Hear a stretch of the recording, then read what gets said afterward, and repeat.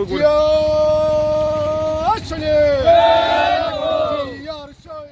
চন্দনাইশে BNP নেতাদের ৩১ দফার leaflet বিতরণ।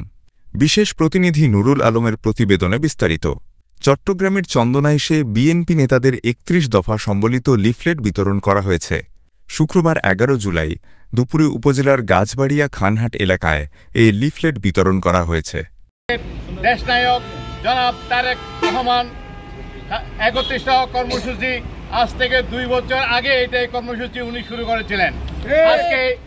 আজকে যারা সংস্কার বলছে ব্যাক হচ্ছে, এই সংস্কার আজ থেকে ২ বছর আগে আমাদের নেতা ৩১ দফা কর্মসূচি রাষ্ট্র কাঠামো মেরামতের কাজ শুরু করেছিলেন।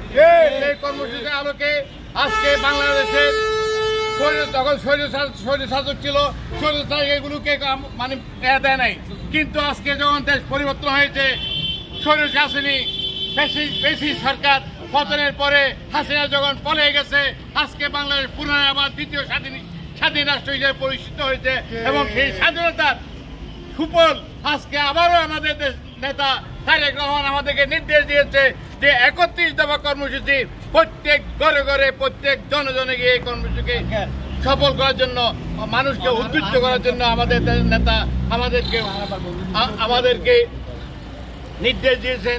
সেই নির্দেশ মোতাবেক আজকে আমাদের চন্দনাইশ উপজেলা পৌরসভা এবং ২০০০ পৌরসভার বিভিন্ন নেতৃবৃন্দ আজকে সে ৩১ দফা কর্মসূচি তারেক রহমানের নির্দেশে এই কর্মসূচি পালনের জন্য আজকে আমরা আবারও সেই কর্মসূচিকে পালন করতেছি, আমরা করছি।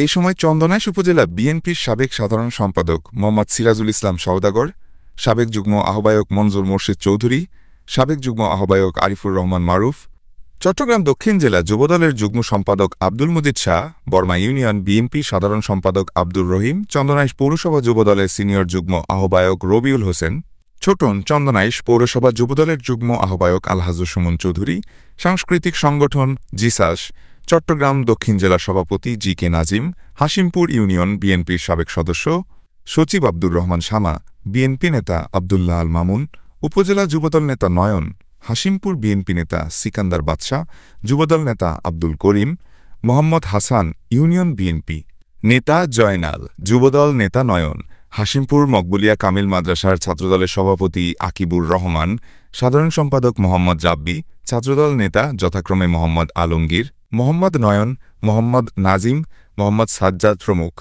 এই সময় তারা বলেন, তাদের দলের ভারপ্রাপ্ত চেয়ারম্যান তারেক জিয়া ২০২৩ সালের ১৩ জুলাই জাতির প্রয়োজনে এই ৩১ দফা উত্থাপন করেছিলেন, যেখানে নাগরিকদের অধিকার থেকে বৈষম্যহীন রাষ্ট্র পরিচালনার কথা উল্লেখ রয়েছে। এই কথাগুলোই আমরা সাধারণ জনতার মধ্যে পৌঁছে দেওয়ার জন্য লিফলেট বিতরণ করছি, যাতে করে মানুষ বুঝতে পারে বিএনপি ক্ষমতায় গেলে কিভাবে রাষ্ট্র পরিচালনা করবে। বক্তারা আরও বলেন, বিএনপির ভারপ্রাপ্ত চেয়ারম্যান তারেক রহমান ঘোষিত রাষ্ট্রকাঠামো মেরামতের ৩১ দফা বাস্তবায়ন করতে পারলে বাংলাদেশ হবে সুখী সমৃদ্ধ একটি দেশ। দলকে আরও সুসংগঠিত করে বিশ্ব পরিমণ্ডলে দেশের ভাবমূর্তি উন্নয়নে বিএনপির বিকল্প কেউ নেই বলেও জানান নেতারা।